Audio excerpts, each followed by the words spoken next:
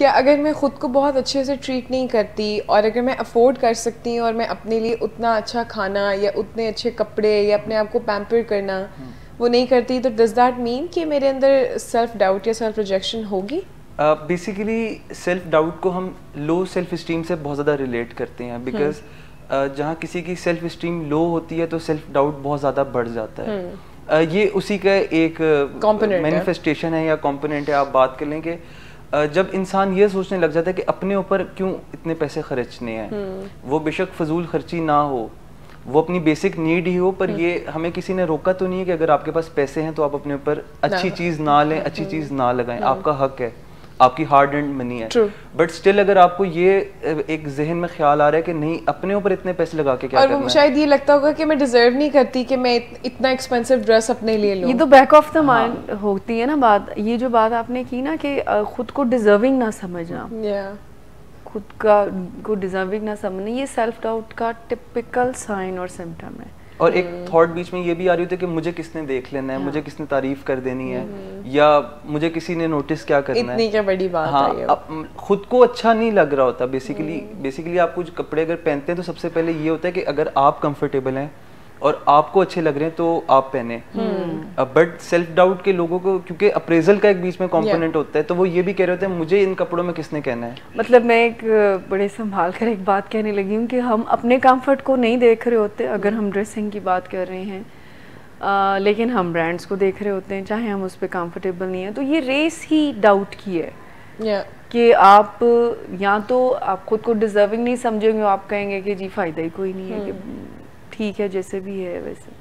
तो मैं एक जगह पे पढ़ रही थी कि इवन सेल्फ डाउट ये भी चीज़ क्रिएट करती है, या ये साइन सेल्फ डाउट का है कि जब आप यानी आप अफोर्ड कर सकते हैं और आप रेस्टोरेंट में जाकर कोई महंगी डिश ना मंगवाएं, वो आपकी फेवरेट हो, ठीक, फिर कॉम्प्लीमेंट्स को फराग दिली से एक्सेप्ट ना करना है। आपकी किसी ने तारीफ़ की है तो सेल्फ डाउट जिनके साथ हैं वो कुछ और कह देंगे कि ये मेरे जीन्स अच्छे हैं शायद इसलिए, या ये ड्रेस बहुत कमाल की है, या मेरी अम्मी की आंखें ऐसी हैं तो या मेरी अम्मी को तो आपने देखा ही नहीं है, मेरी बहन बहुत प्यारी है। मिस आई रिमेंबर एक दोस्त की तस्वीर काफ़ी अच्छी आई थी तो हमने उसकी तारीफ़ की, तो आगे से कहता कि लाइट क्योंकि ज़्यादा अच्छी पड़ रही थी तो इसलिए ज़रा ये नहीं। उमर साहब, मैं I totally agree with you. हम इतने ज़्यादा इस चीज़ को, we are not comfortable with us mostly, और आपको ये आइडिया ही ज़रा स्ट्रेंज लगता है कि हम अपनी तारीफ़ करना शुरू कर दें। ये हमारे इर्द गिर्द के माहौल में इसको ऐसे परसीव किया जाता है कि अगर हम अपनी तारीफ़ करें या ख़ुद को पसंद करें तो ये सेल्फिशनेस को साइन समझा जाता है। हालांकि ऐसी बात नहीं है। सेल्फ ऑब्सेस्ड कहते हैं लोग कि बस इसको अपना ही पड़ा हुआ है। नहीं, उस एक्सट्रीम से हमने तक जाने की बात नहीं कर रहे, बट कम से कम सेल्फ एक्सेप्टेंस तो आ जाए, होनी चाहिए। जैसे द वे यू आर उसको तो पहले एक्सेप्ट करें, देन इम्प्रूव कर सकते हैं। ऑब्सेस्ड होना भी ठीक नहीं है कि आप अपनी ही बात करें, लेकिन बहुत सारे लोग ये कहते सुने हैं जब हम एज अ थेरेपिस्ट ये बात कर रहे होते हैं कि you should respect your self, you should like your self, तो उस पर उनका ये सवाल होता है कि ये कोई सेल्फिशनेस नहीं है कि मैं सिर्फ अपना ही केयर करूं। तो फिर हम उनको पोलाइटली बताते हैं कि सेल्फिश होने का मतलब ये होता है, टेक्निकली अगर हम देखें, कि आप सोसाइटी पे बर्डन होते हैं या आप दूसरे को किसी तरह नुकसान पहुंचा के अपना फायदा करें। सेल्फिश होने का मतलब ये है कि आप बर्डन है दूसरे के ऊपर। अच्छा, you are not holding yourself. Okay, ठीक।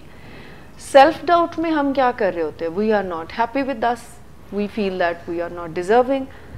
खुद पे बर्डन होते हैं, और जब हम खुद पे एक बर्डन सा फील करते हैं, जब हर वक्त एक बंदा इस कांस्टेंट अनकॉन्शियस पेन में है और उसको खुद को देखकर ज़रा खुद के बारे में सोचकर अच्छा महसूस नहीं होता, तो वो एक बर्डन ही फील करेगा। और वो बर्डन किधर जाएगा फिर? अल्टीमेटली दूसरों के ऊपर ही जाएगा। जब वो ये कहेगा कि other persons are responsible for my happiness और आई नीड अप्रूवल, प्लीजिंग, ये सारे फिर रिजेक्शन के फियर से आप फिर बहुत ऐसे काम भी करते हैं जो एक और बर्डन क्रिएट आपके ऊपर करते हैं। ऐसे काम कर जाते हैं लोगों के अप्रूवल के लिए जो कि आपकी वैल्यूज़ नहीं होती हैं, और जब वो वैल्यूज़ नहीं होती हैं तो फिर अंदर से एक ज़मीर उठता है कि जी ये तुमने क्या किया। सो बर्डन तो वो है जो कि सेल्फ डाउट में है, जो खुद को पसंद नहीं कर रहा। कॉम्प्लीमेंट करते हैं तो वो एक्सेप्ट नहीं कर रहे होते, तो क्या जब हम उनको बताते हैं कि आपने ये चीज़ ठीक नहीं की या ये आपसे उनकी गलतियाँ पॉइंट आउट करते हैं, तो क्या वो उसके लिए रिस्पॉन्सिबिलिटी लेते हैं? फिर नहीं ले रहे होते। असल में अगर इसके कॉजेज़ पे बात करें ना, तो past experiences play a vital role in it, कि अगर मुझसे कोई गलती हो गई और अनकॉन्शियसली टीचर्स ने या पेरेंट्स ने बहुत स्नब किया उस बात पे, तो फिर मुझे एक ये बिलीव मेरा बनना शुरू हो जाएगा कि मैं अब परफॉर्म नहीं अच्छा कर सकती बिकॉज मुझसे गलती हो गई है। ये बड़ी एक अनफॉर्चुनेट सी बात है कि हमारी जो अपब्रिंगिंग है, हमारी जो पेरेंटिंग है, हमारी जो सोसाइटी है, वो बड़ी खामोशी से हमें ये बता देती है, बल्कि इस पे हमारा ईमान बनना शुरू हो जाता है कि हम कोई इतने कमाल के लोग नहीं हैं, और यहाँ से डाउट क्रिएट होता है। फिर हम जिस भी लेवल पर, जिस भी एरिया ऑफ लाइफ में परफॉर्म कर रहे हो, इसी शेडो और इसी एक डार्क बिलीफ के साथ ही परफॉर्म करते हैं कि कमाल करने वाले तो हम नहीं हैं, वो कोई और लोग हैं, and other person are responsible for our life. Basically miss हम अपने आप से कोई तवक्को रखना छोड़ देते हैं। जब हमें, जिस तरह मिस ने कॉजेज़ की बात की कि हमारा जो अपब्रिंगिंग है वो बहुत एक वाइटल हमारी पर्सनैलिटी को डेवलप करने में एक रोल प्ले करती है।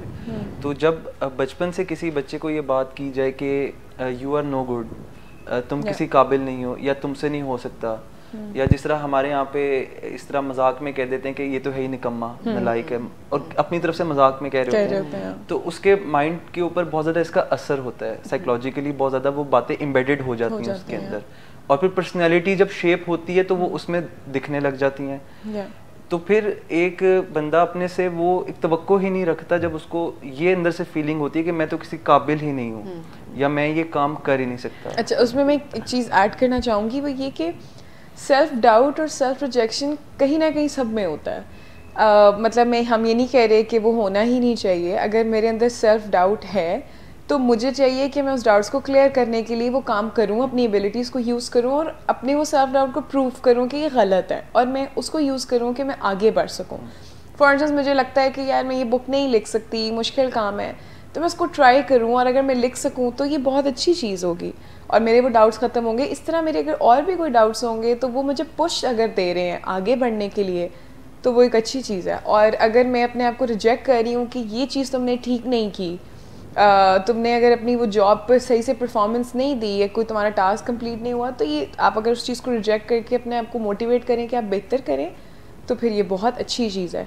लेकिन अगर वो इतनी ज़्यादा हो गई है कि वो आपको आगे बढ़ने से रोक रही है, फॉर इंस्टेंस वो कह रही है कि नहीं तुम्हें ये करना ही नहीं चाहिए, तुम ये होना ही नहीं चाहिए, तुम ये डिज़र्व नहीं करती, और वो आपको कहीं पीछे की तरफ लेके जा रहे हो, तो फिर वो प्रॉब्लम की तरफ आ जाती है। अभी जैसे उमर साहब भी बात कर रहे थे ना कि अपब्रिंगिंग और माहौल में जब ये हम ऐसे लेबल्स देते हैं कि तुम निकम्मे हो, ये वो।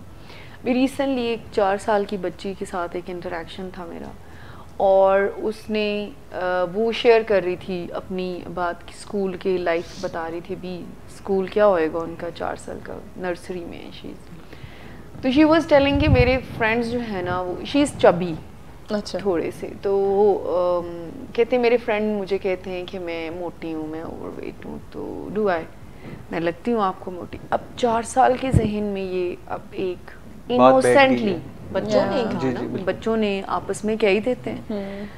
अब वो इतनी कॉन्शियस हुई, इतनी कॉन्शियस इस अभी 4 साल से कि वो कभी अपनी मदर से पूछनी है, और घर में भी जब पता चला उनकी मदर से बात की, तो घर में भी उसको 2 सिस्टर्स हैं, तो एक ज़रा पतली सी हैं और ये थोड़ी चबी है, तो उसका कंपैरिजन भी है, कंपैरिजन भी एक। लेकिन ये छोटी सी एज में पहला उनको डाउट पड़ गया कि मोटे होना कोई अच्छी बात नहीं है, और मतलब मैं मोटी हूँ और ये बहुत ही गलत बात है। कॉम्प्लेक्शन के बारे में भी आप देख लें, अगर किसी का कोई सांवला रंग है या ज़रा थोड़ा डार्क कॉम्प्लेक्शन में है, तो वो एक स्टिग्मा बन जाता है, जैसे ह्यूमन बीइंग ही नहीं है वो। ये सारी चीज़ें डाउट क्रिएट करती हैं। आपका फीडबैक दूसरों से, पेरेंट्स का फीडबैक, और कंपैरिजन्स जो हम कर रहे होते हैं, और मिस इवन पीयर्स के साथ, जिस तरह स्कूल के अंदर अगर बुली किसी को किया जाए, तो आपका जो पीयर ग्रुप है, अगर